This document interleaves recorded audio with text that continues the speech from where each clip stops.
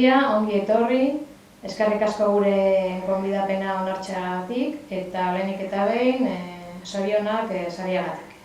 Eskerrik asko, pozten naiz. Bien, en octubre de 2017, en una entrevista a un periódico local, señaló que la felicidad está muy sobrevalorada y que la felicidad es una de tantas cosas que nos quieren vender hoy.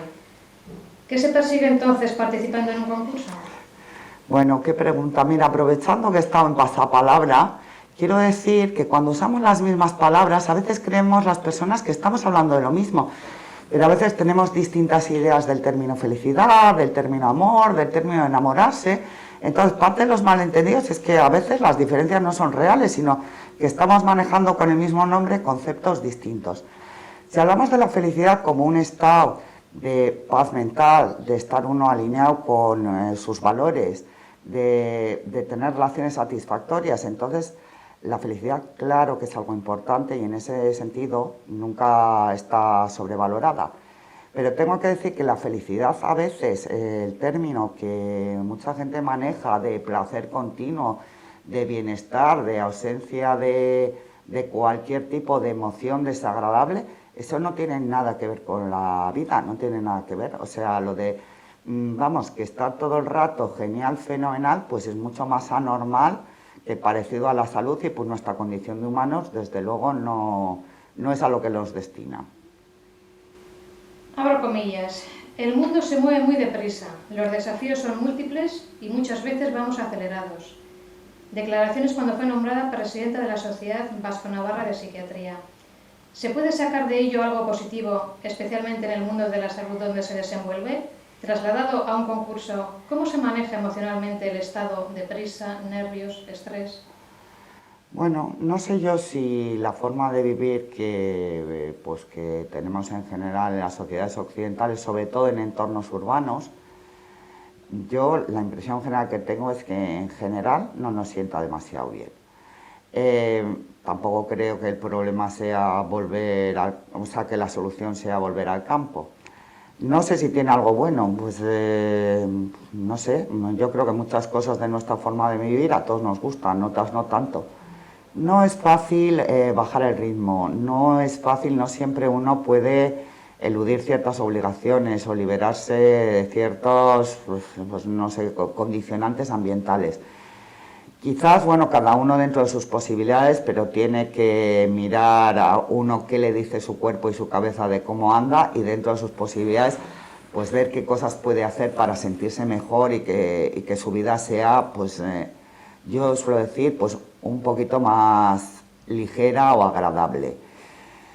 Pues como yo creo mucho en la creatividad, en que cuando uno tiene buenos motivos, porque sí que creo que ante los desafíos que tenemos que ser muy creativos. Yo a veces digo, la gente necesita tiempo para estar en familia y tiempo para tener una actividad física. Yo digo, pues haz actividad física en familia, o sea, haz un 2 por 1.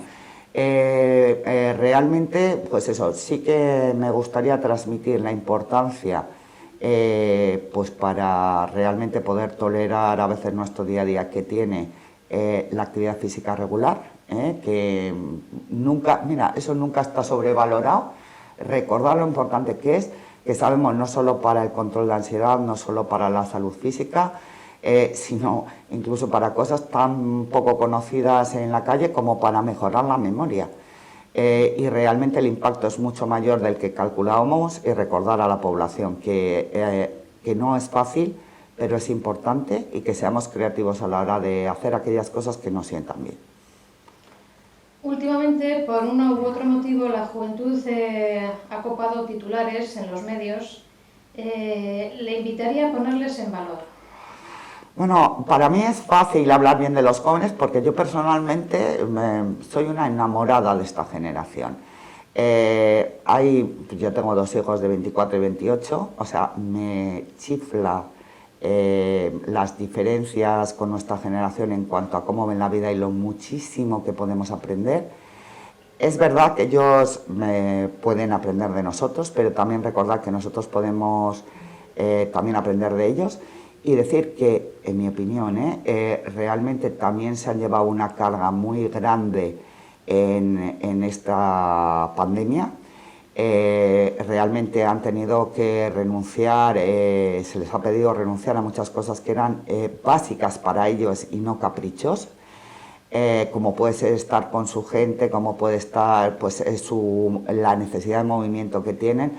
Realmente creo que en general la juventud se ha portado de chapó y en ese sentido realmente no me ha fastidiado en algunos medios de prensa que se les ha hecho responsables de lo que es responsabilidad del virus, que el virus es el enemigo y no la juventud, y lo que tenemos que hacer es estar juntos todos en el mismo barco contra el virus, que es el enemigo y no la juventud, ni los mayores, ni cosas parecidas. Y luego realmente creo que los jóvenes tienen muchísimos desafíos hoy en día. La vida no es más dura en general, que la que fue para nosotros, porque quiero decir que antes y después siempre ha habido gente que ha vivido mejor y peor, pero los desafíos son distintos y tenemos que aprender. La sociedad evoluciona rápido, las necesidades de la gente que atendemos y sus circunstancias varían deprisa, y creo que tenemos la obligación de hacer un esfuerzo de evolucionar también nosotros con cierta agilidad para poder acompañar y dar respuestas a lo que nos pide hoy la población. Vamos a finalizar, si me lo permite, con un pequeño rosco. Esto me estresa un poco, pero venga. ¿Alguna matización a lo anteriormente dicho? Bueno, yo antes cuando hemos hablado, que me habéis preguntado o sea, cómo te las apañas con el rosco, con esto que hemos dicho de estar deprisa y tal.